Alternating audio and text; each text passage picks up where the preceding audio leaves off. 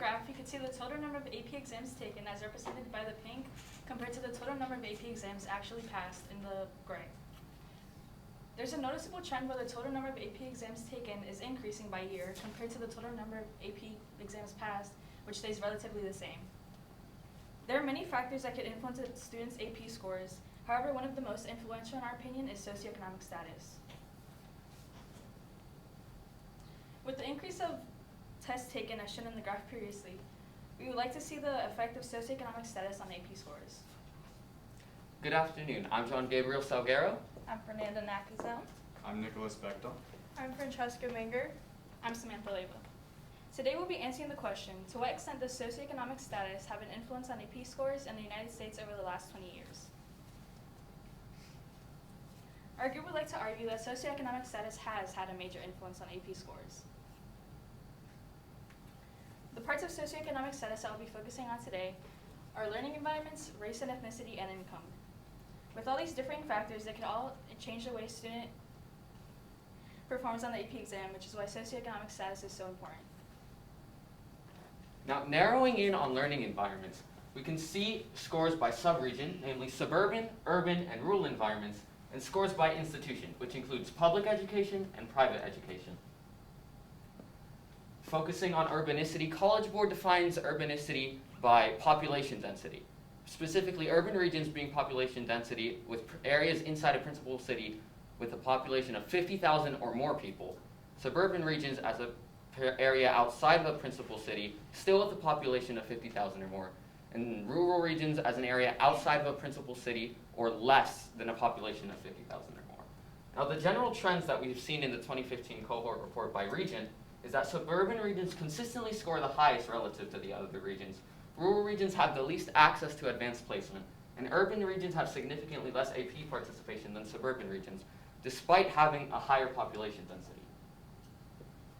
This graph shown in the 2015 cohort report shows AP access and AP exam taking for all AP subjects by urbanicity, from 2001 all the way to 2015.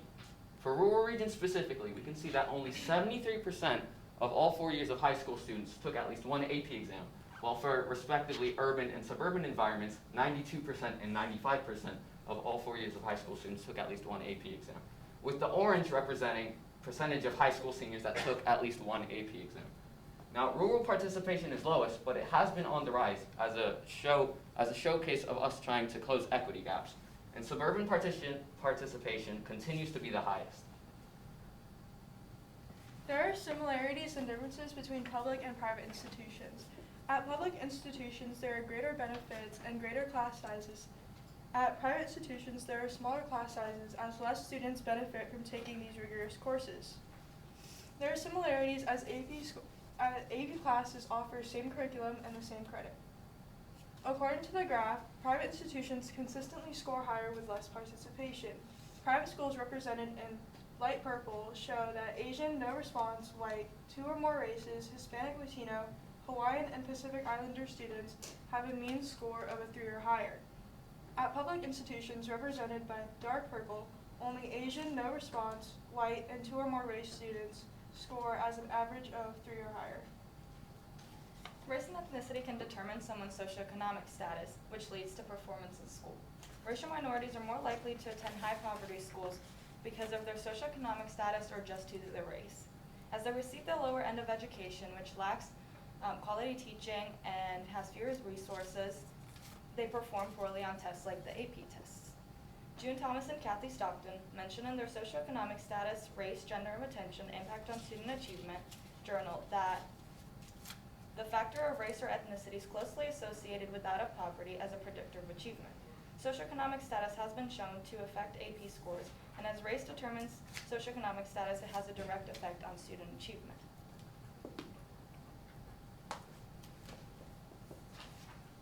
The graph shows AP exam takers for the class of 2020. The gray shows the class of 2020, the light blue AP exam taker population, and the dark blue AP exam taker population scoring 3 or higher. The graph shows different races and how much they participate and how they perform on AP tests. Along with race and ethnicity, as well as learning environments, one of the major contributors to an AP exam taker's score is their income. In this graph, adapted from the 2020 AP cohort data report. A variety of states are shown, as well as the percent passing score. As you can see, Connecticut and Massachusetts consistently outperform the remaining United States. Similarly, in this map, also adapted from the AP 2020 cohort data report, states highlighted in light blue provide funding for all students, while states highlighted in dark blue consistently provide funding specifically for low-income students. If you notice, states that consistently scored higher on the previous test also consist of Connecticut, New York, and Illinois, all of which also provide a degree of state funding for low-income students. Without sufficient monetary value to support an AP student's growth, it may be difficult for schools to give students the resources necessary to succeed, such as things like textbooks, tutoring, or extracurricular activities. In addition, without sufficient state funding, it may be difficult for institutes to provide schools or students in general with AP tests, let alone being able to support a growing population of AP exam takers.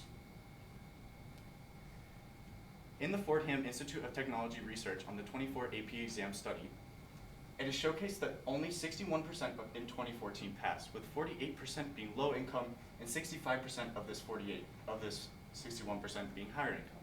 This means that of the total student population, only 21% of students were low income and passed, while 40% of students were not low income and passed.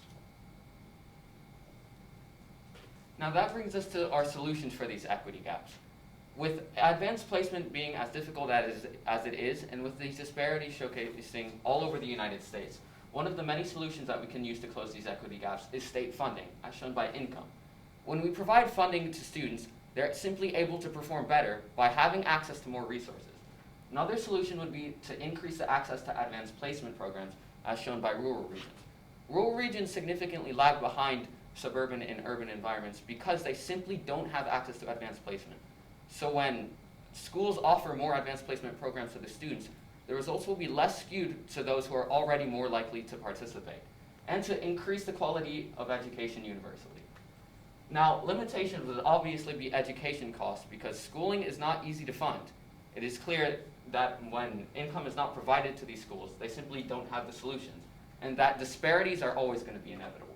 With that, we leave you with our resolution, that a student's socioeconomic status can affect a variety of life aspects, which overall can greatly impact their AP scores. Thank you for your time. Do you have any questions?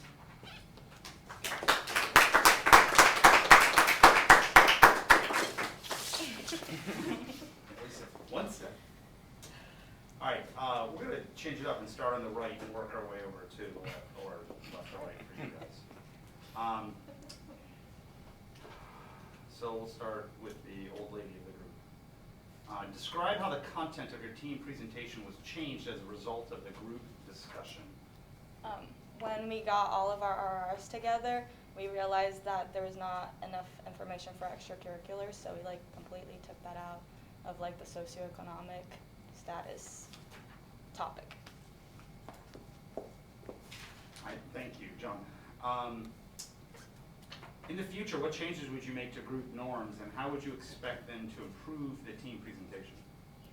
I think that one thing that everyone has said has been stricter deadlines, and I would agree with that largely because when you enforce stricter deadlines, it kind of forces this realm of communication where you all know exactly what's getting done, and then you're able to discuss it rather than people being at different places at different times.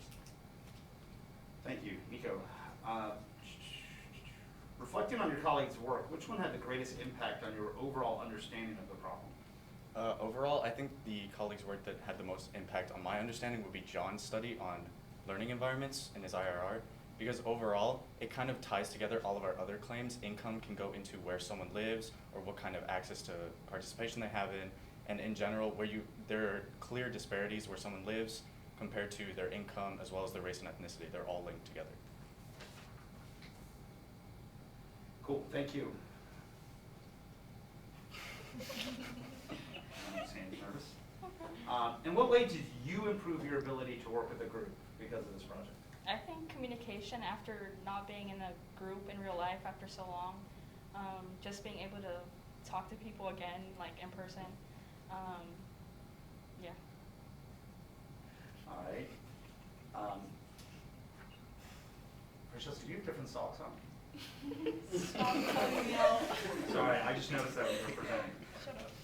Having you finished your project altogether, what would you consider to be a gap in the team's research that if you would have added that in, it would have just made everything that much better? A gap in our team's research would be able to include the education a parent has and how that affects students.